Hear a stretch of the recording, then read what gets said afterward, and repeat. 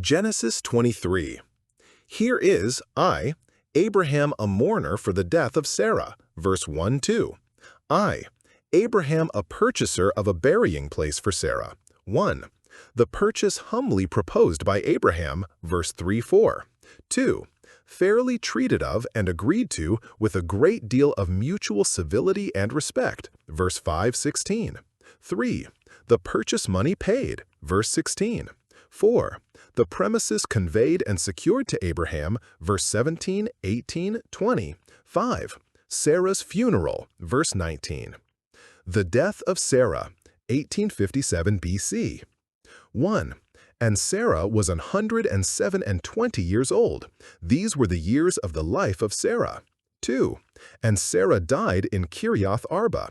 The same is Hebron in the land of Canaan. And Abraham came to mourn for Sarah and to weep for her. We have here 1. Sarah's age, verse 1.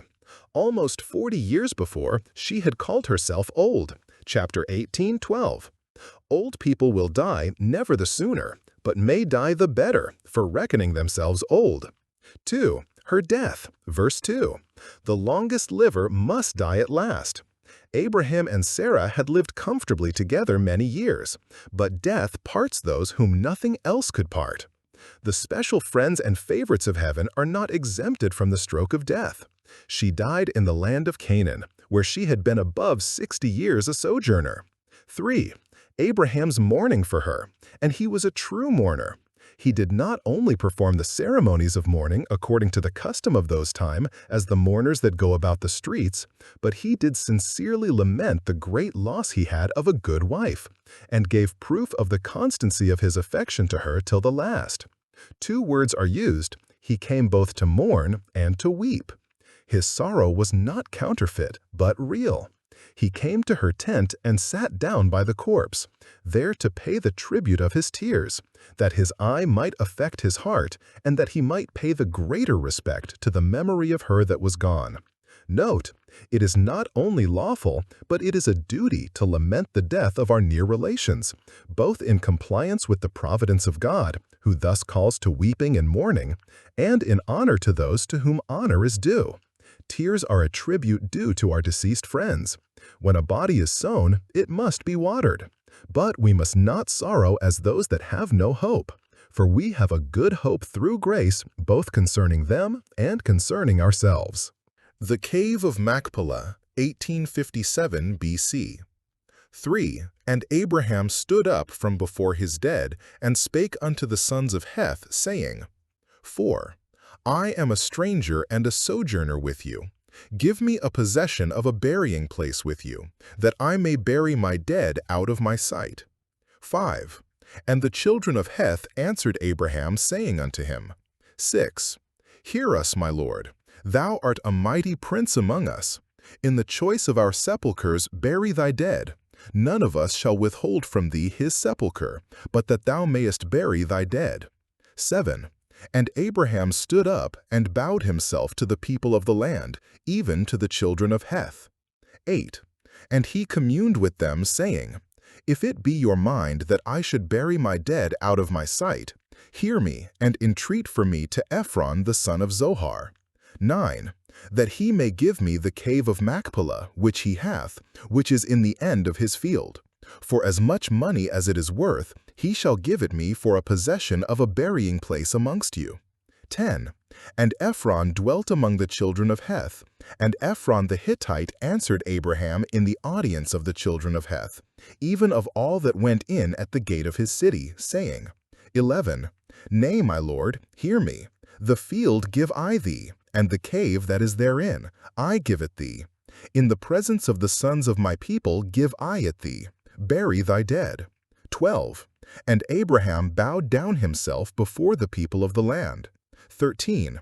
And he spake unto Ephron in the audience of the people of the land, saying, But if thou wilt give it, I pray thee, hear me. I will give thee money for the field. Take it of me, and I will bury my dead there. 14. And Ephron answered Abraham, saying unto him, 15. My lord, hearken unto me. The land is worth 400 shekels of silver. What is that betwixt me and thee? Bury therefore thy dead. I.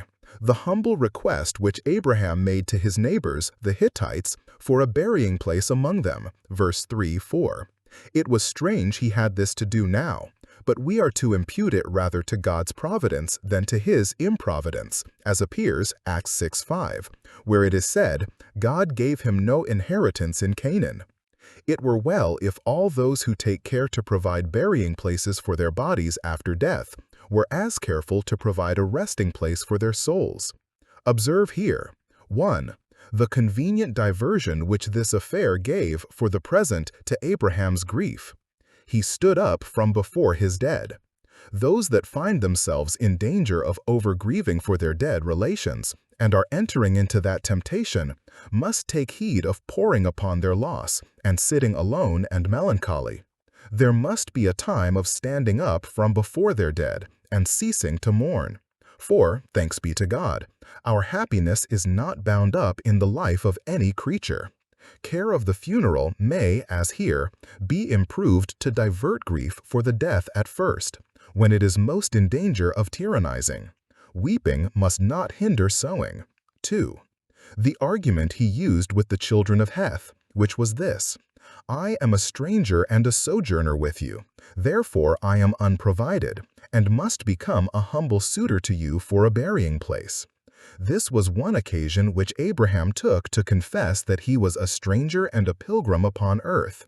He was not ashamed to own it thus publicly. Hebrew 11:13.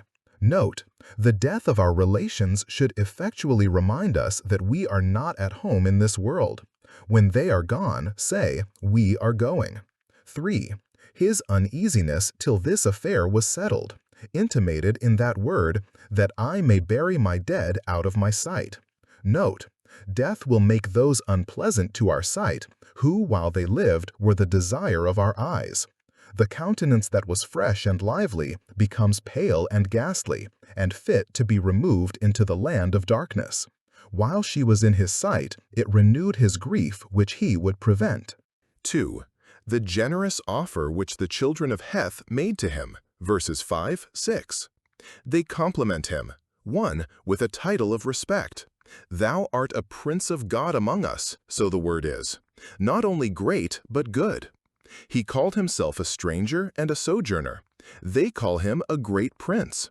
For those that humble themselves shall be exalted. God had promised to make Abraham's name great. 2. With a tender of the best of their burying places. Note, even the light of nature teaches us to be civil and respectful towards all, though they be strangers and sojourners. The noble generosity of these Canaanites shames and condemns the closeness and selfishness and ill humor of many that call themselves Israelites. Observe, these Canaanites would be glad to mingle their dust with Abraham's and to have their last end like his. 3. The particular proposal which Abraham made to them, verses 7-9. He returns them his thanks for their kind offer with all possible decency and respect. Though a great man, an old man, and now a mourner, yet he stands up and bows himself humbly before them. Verse 7. Note, religion teaches good manners, and those abuse it that place it in rudeness and clownishness. He then pitches upon the place he thinks most convenient, namely the cave of Machpelah, which probably lay near him and had not yet been used for a burying place. The present owner was Ephron. Abraham cannot pretend to any interest in him, but he desires that they would improve theirs with him to get the purchase of that cave and the field in which it was. Note, a moderate desire to obtain that which is convenient for us by fair and honest means is not such a coveting of that which is our neighbor's as is forbidden in the 10th commandment. 4. The present which Ephron made to Abraham of his field. The field give I thee, verses 10-11. Abraham thought he must be entreated to sell it, but upon the first mention of it, without entreaty, Ephron freely gives it. Some men have more generosity than they are thought to have. Abraham, no doubt, had taken all occasions to oblige his neighbors and do them any service that lay in his power, and now they return his kindness. For he that watereth shall be watered also himself. Note, If those that profess religion adorn their profession by eminent civility and serviceableness to all, they shall find it will rebound to their own comfort and advantage, as well as to the glory of God. V. Abraham's modest and sincere refusal of Ephron's kind offer, verses 12-13. Abundance of thanks he returns him for it, verse 12, makes his obeisance to him before the people of the land, that they might respect Ephron the more for the respect they saw Abraham give him, 1 Samuel 15:30, but resolves to give him money for the field, even the full value of it. It was not in pride that Abraham refused the gift, or because he scorned to be beholden to Ephron, but 1. In justice. Abraham was rich in silver and gold, chapter 13:2, and was able to pay for the field, and therefore would not take advantage of Ephron's generosity. Note, honesty, as well as honor, forbids us to sponge upon our neighbors and to impose upon those that are free. Job reflected upon it with comfort, when he was poor, that he had not eaten the fruits of his land without money, Job 31:39. 2. In prudence. He would pay for it lest Ephron, when this good humor was over, should upbraid him with it, and say, I have made Abraham rich, chapter 14:23. Or lest the next heir should question Abraham's title, because that grant was made without any consideration, and claim back the field. Thus David afterwards refused Araunah's offer, 2 Samuel 24:24. We know not what affronts we may hereafter receive from those that are now most kind and generous. 6. The price of the land fixed by Ephron, but not insisted on. The land is worth 400 shekels of silver, about 50 pounds of our money. But what is that between me and thee? Verses 14-15. He would rather oblige his friend than have so much money in his pocket. Herein Ephron discovers, 1. A great contempt of worldly wealth. What is that between me and thee? It is a small matter, not worth speaking of. Many a one would have said, it is a deal of money, it will go far in a child's portion. But Ephron says, what is that? Note, it is an excellent thing for people to have low and mean thoughts of all the wealth of this world. It is that which is not, and in the abundance of which a man's life does not consist. Luke 12:15. 2. Great courtesy and obligingness to his friend and neighbor. Ephron was not jealous of Abraham as a resident foreigner, nor envious at him as a man likely to thrive and grow rich. He bore him no ill will for his singularity in religion, but was much kinder to him than most people nowadays are to their own brothers.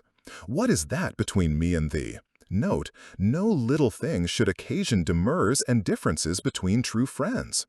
When we are tempted to be hot in resenting affronts, high in demanding our rights, or hard in denying a kindness, we should answer the temptation with this question: what is that between me and my friend? Sarah's funeral, 1857 BC. 16. And Abraham hearkened unto Ephron, and Abraham weighed to Ephron the silver, which he had named in the audience of the sons of Heth, 400 shekels of silver, current money with the merchant. 17. And the field of Ephron, which was in Machpelah, which was before Mamre, the field and the cave which was therein, and all the trees that were in the field, that were in all the borders round about, were made sure. 18. Unto Abraham for a possession, in the presence of the children of Heth, before all that went in at the gate of his city. 19. And after this, Abraham buried Sarah his wife in the cave of the field of Machpelah, before Mamre. The same is Hebron, in the land of Canaan. 20. And the field and the cave that is therein were made sure unto Abraham for a possession of a burying place by the sons of Heth. We have here the conclusion of the treaty between Abraham and Ephron about the burying place. The bargain was publicly made before all the neighbors, in the presence and audience of the sons of Heth, verse 16-17. Note, prudence as well as justice directs us to be fair and open and above board in our dealings. Fraudulent contracts hate the light and choose to be clandestine. But those that design honestly in their bargains care not who are witnesses to them. Our law countenances sales made in market overt and by deed enrolled. Observe, 1. Abraham, without fraud, coven, or further delay, pays the money, verse 16. He pays it readily without hesitation, pays it in full without diminution, and pays it by weight, current money with the merchant, without deceit. See how anciently money was used for the help of commerce, and see how honestly money should be paid where it is due. Observe, though all the land of Canaan was Abraham's by promise, yet, the time of his possessing not having come, what he had now occasion for, he bought and paid for. Note, dominion is not founded in grace. The saints' title to an eternal inheritance does not entitle them to the possessions of this world, nor justify them in doing wrong. 2. Ephron honestly and fairly makes him a good title to the land, verse 17, 18, 20. The field, with all its appurtenances, is conveyed to Abraham and his heirs forever, in open court, not by writing, it does not appear that writing was then used, but by such a public solemn declaration before witnesses as was sufficient to it. Note, as that which is bought must be honestly paid for, so that which is sold must be honestly delivered and secured. 3. Abraham, thereupon, takes possession, and buries Sarah in the cave or vault, whether framed by nature or art is not certain, which was in the purchased field. It is probable that Abraham had buried servants out of his family since he came to Canaan, but the graves of the common people, 2 Kings 23:6, might suffice for them. Now that Sarah was dead, a peculiar place must be found for her remains. It is worth noting, 1. That a burying place was the first spot of ground Abraham possessed in Canaan. Note, when we are entering into the world, it is good to think of our going out of it, for as soon as we are born, we begin to die.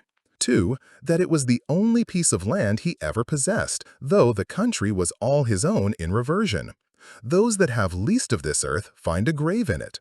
Abraham provided, not cities, as Cain and Nimrod, but a sepulchre. 1. To be a constant memorandum of death to himself and his posterity, that he and they might learn to die daily. This sepulchre is said to be at the end of the field, verse 9. For, whatever our possessions are, there is a sepulchre at the end of them. 2. To be a token of his belief and expectation of the resurrection.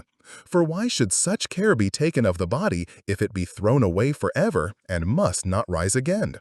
Abraham in this said plainly that he sought a better country, that is, a heavenly.